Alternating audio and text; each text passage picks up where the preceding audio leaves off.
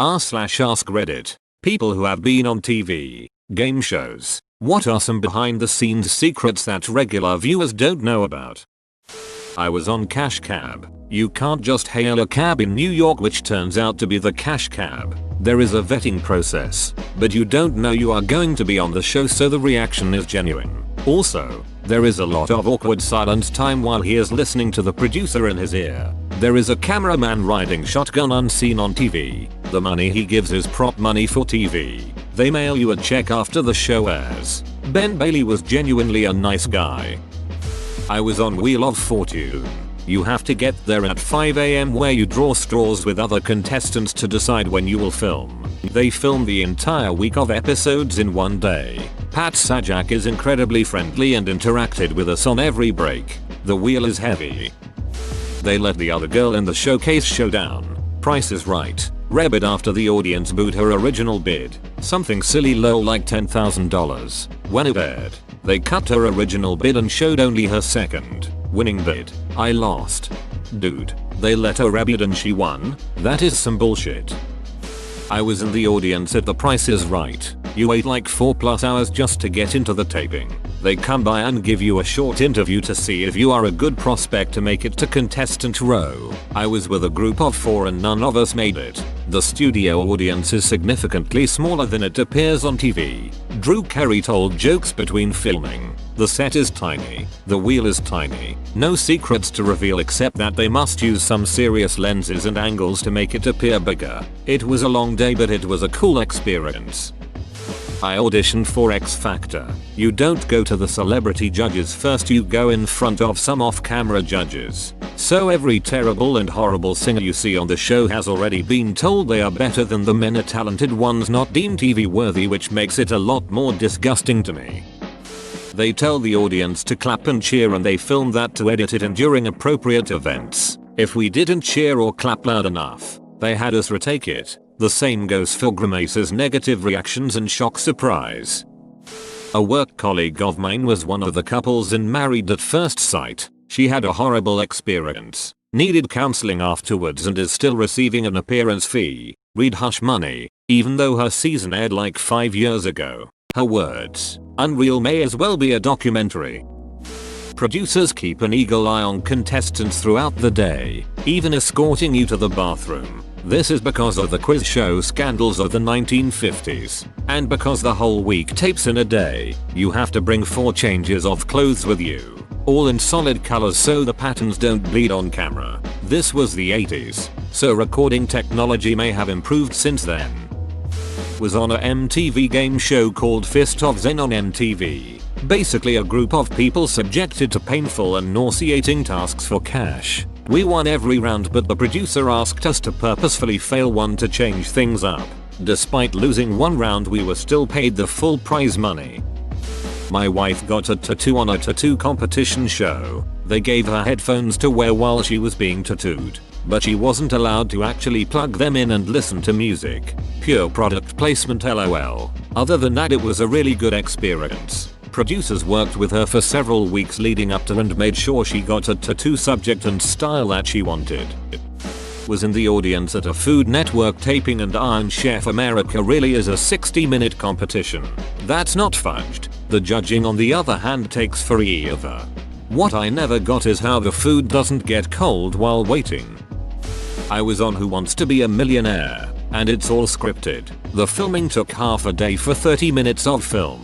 When you win the intro round, you are taken out to get your makeup on, and then they instruct you how to act when you celebrate. The reason the audience is so completely useless and why you see so many press wrong on obvious answers is because 20-30% of the audience is friends and family to the other 7 contestants who are waiting for their turn.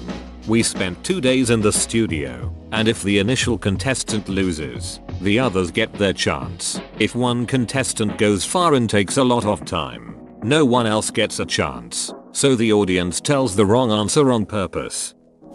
Not a game show, but was in the audience for the Steve Harvey show. Holy crap, is he a shallow and fragile individual. We were told we could ask him questions between takes if he was in a good enough mood, which he would only be in if we reacted well during takes. We also were not allowed to ask him any questions about his teeth or mustache. He also said that his lifelong dream was always to just be on television and that's it. There's an indicator that tells you when you can chime in with your clicker when responding to a trivia question clue. If you try to ring in before it lights up, you are locked out for a few seconds, perhaps long enough for another contestant to ring in.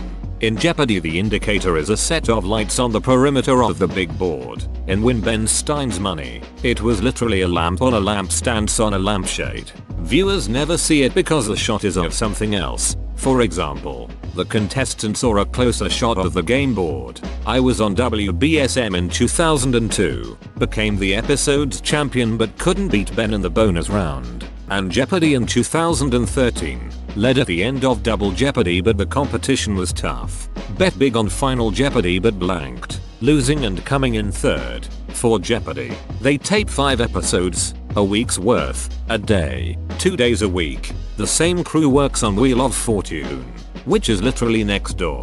12 contestants show up for the taping day, the returning champion from the previous week, enough challengers to fill in the first 4 episodes, another challenger for the Friday episode, and 2 alternates in case something happens. The alternates tend to be locals from the LA area in case they have to come back later, before the final taping.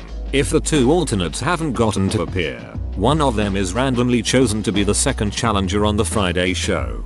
The one who isn't chosen is invited to come back on a future taping date, but then with a guaranteed slot as a challenger. Selections of challengers and even sets of clues are random. In order to stay fair, during the episode's taping, the rest of the week's contestants sit in the front few rows way to the right of the audience, and thus won't appear in audience reaction shots. In the middle of the day, after the third taping, remaining contestants are sequestered and treated to lunch at the studio commissary. If you're done playing, you're expected to leave, go home. In Deal or No Deal, only the interesting people get picked. If you are outgoing and excited, you've got a high chance of being selected. Also, if you appear to be their target contestant, but turn out to be a dud, then I think they have the option of not putting you on air and no prize for you. Whether that is a threat they follow through with or not, I'm not sure. I was part of the paid audience for American Ninja Warrior. I was actually with a vegetarian group that collected the money earned for charity, so that was cool. What wasn't cool was getting downtown at midnight, for there to be hundreds of bats flying around and a 2-hour delay. We were only allowed to wear certain colors, no logos, and yeah, they did take the audience cheering, booing to edit and later, which was honestly a good thing because at around 3 AM, most of the audience started leaving. The stands were empty, so they had us moving down the course as they filmed to make it look more full. Haha. I got to meet a couple of the warriors. We all were on TV, and we nabbed a sign from the set. Overall was fun. My teacher was on Wheel of Fortune Australia and he won a life supply of WD-40. It turns out with average usage a can of WD-40 lasts 20 years. So a life supply is 4 cans. You win a lifetime supply of hammers. Here's one hammer. Been on a few in the UK, most notably The Chase. In all honesty, there's little in the way of secrets. I met my team on The Chase that morning in the hotel waiting for the taxi. On one show we were kept apart from our opponents, probably to stop colluding about splitting or stealing. Another was just a long wait in the green room waiting for other episodes to film. As other people have said, clothes are important. No logos, solid colors, no solid black or white though. Had very little interaction with hosts other than between takes or when they introduce themselves before the show. They have a job to do, so can't just spend time shooting the shit with you. That being said, Bradley Walsh was really nice. Oh, Ray the Chase. You and Bradley legitimately have no idea which chaser you will face. Bradley likes the surprise of it apparently. A lot of his bits are ad-libbed, too. When I was a kid I went to family game show with my uncle. The theme of the show was animal life, so it featured interviews, musical performances, etc. In between the questions we had to answer. None of that was shot in the order you see on TV. We shot questions and answers all in one go. Everything else had already been shot before and they used sound effects to make you think it was sequential. I was on one that required like 30-second shot. Don't quite remember of the contestants scrambling around picking up the supplies they want. Turns out we didn't need nearly that long. but they had us continue to scramble and push through even though there was plenty of space and no real rush. I was in the audience of a game show and the host didn't interact with us at all. Instead, to keep the audience spirits up, they had this guy joke around with the audience between shows. I think it was 5 shows in one day or something. He was funnier than the host, actually. I was in the audience of Polish versions of Who Wants to Be a Millionaire. To prevent cheating, you have to pass 2 metal detector gates before entering studio. No phone or other electronic allowed. Everything takes so long here. Episode lasts around 30 minutes, but recording it 2-3 hours. There are only 3 episodes recorded every day. Once the big screen behind host back broke and we had to sit for 4 hours until it was repaired. At least we got paid extra. Friend, you phone in one of the lifelines is sitting in the same building as studio, just other room. I've also been author of Few Question for Jeopardy, which is called Varbonk here. Pretty badass name. Most of the authors had to be PhD or experienced experts in their field. I was accepted as a student just because they were short on economy and mathematics question. Sadly, it was only one-time gig, but it was pretty fun seeing contestants trying to find a question for answers I wrote. It also paid pretty nice. 100 zlotys, so around $25, for each 5 question from one category, which was like 15 minutes of work. For my 19th birthday, we went to a Jerry Springer taping. This was about 12 years ago when it was still in Chicago. It's faker than I thought, but far more entertaining than seeing the occasional episode on TV. The guests are small-time actors trying to get screen time in. One was actually an eloquent British woman, but her character was supposed to be a gutter dyke. I'm not sure that would fly nowadays. Most of what's filmed is never used and you also get tired from non-stop clapping. However, during breaks they show live marionette sex scenes and also give beads to women if they go topless. These are audience members. You're also encouraged to antagonize the actors on stage with one-liners. 10 out of 10 would never go back, but it was fun. I was a contestant on The Price is Right. They don't choose people at random. They interview everyone in the audience for about 30 seconds earlier in the day and decide who to pick based off that. I was in a sort of kids racing game show. It was cancelled shortly after I participated on it. I can't remember the exact details because I was like 6 or 7. But I will never forget how they made me feel. Basically, we were a bunch of little kids racing each other to complete the most games in a certain time.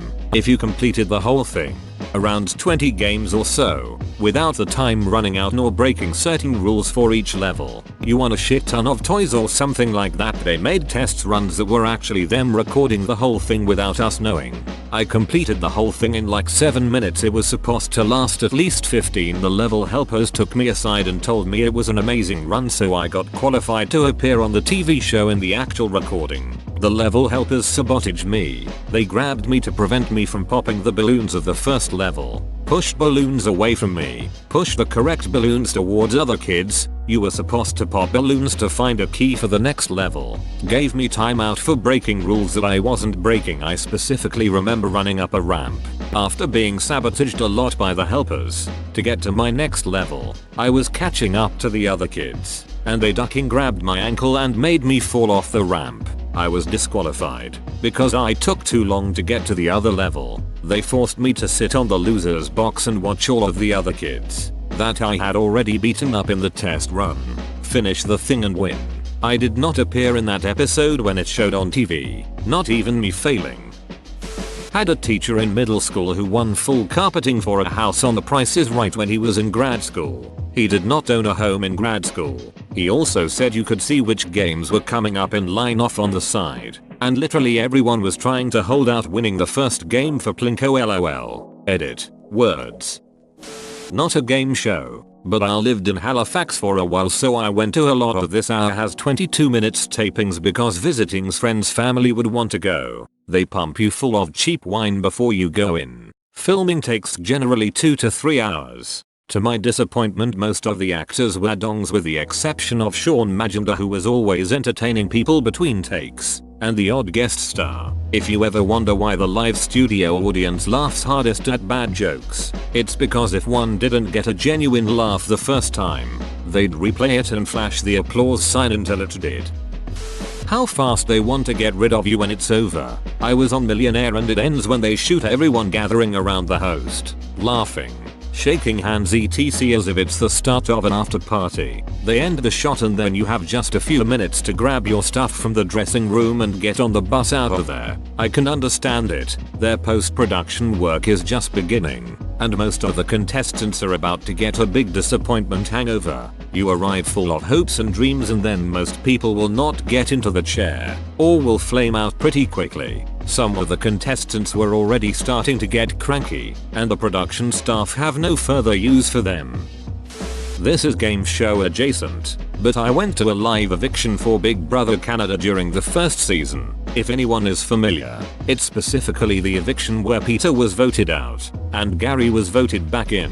Erisa Cox, the host, was actually super great and personable with the audience, and between takes, they would make us film cheers applause if they weren't loud enough. And there was what I later found out they called the hot row. Everyone had assigned seating going in, but PAs would roam around and move people so that attractive people were essentially the ones whose faces would be visible on screen in the audience. I found out more about this after because I hung out with some friends who worked for the production. It's how I got the tickets, and they were complaining about a specific PA who was doing a bad job of assigning the hot row because he kept picking people he thought were dressed well, as opposed to just being good looking. Even though the episode itself is an hour, I think it took somewhere between 2-3 hours to film. I remember feeling gross and sweaty and uncomfortable when it was over because the seating was just uncomfortable metal folding chairs. It also doesn't air live, obviously. They recorded a few hours before it's set to air. Once the whole thing is over, they practically push you out the door. Jeopardy and Wheel of Fortune both film at Sony Pictures. When I interned there, I got to go watch a Jeopardy taping on 2 separate occasions. During commercial breaks, Alex Trebek walks out into the audience and asks if anyone has any questions for him. He's really funny and I got to ask him a few. My friend that I brought used his one question to this absolute TV icon to ask him if he had ever seen a video called Jeopardy where it's basically all the contestants named Jeff. The questions are all Jeff and the answers are all Jeff. Alex just looked confused and said, "Jeopardy? No, I don't think I have," and walked away. One of the Clue Crew people, I can't remember his name, would talk to us a lot and told my friend he saw it. I just like to think that Alex went home that night and remembered my friend's weird question, then watched it and thought about him. I was on a show about 8 years ago and we had to come back the next day to reshoot certain scenes. There is definitely some level of acting, or at least there was for us. They used special effects and green screens and everything. It was really fun, but there is a lot of time waiting around in between filming where you are just chillin' backstage. We ended up just chatting with our competitors all day and we were supplied plenty of food, snacks, drinks. Also, fun fact, when other shows are filmed and you see other talent, you are not supposed to speak to them backstage. We saw WWE stars and we couldn't talk to them, it's considered taboo. Backstage is like the safe space where everyone is eating and relaxing and don't want to be bothered. Whoa, you made it to the end? You're a ducking beast. I'll cut you a deal. Smash like and subscribe for more curated content, bruh. It's free and that's a great price.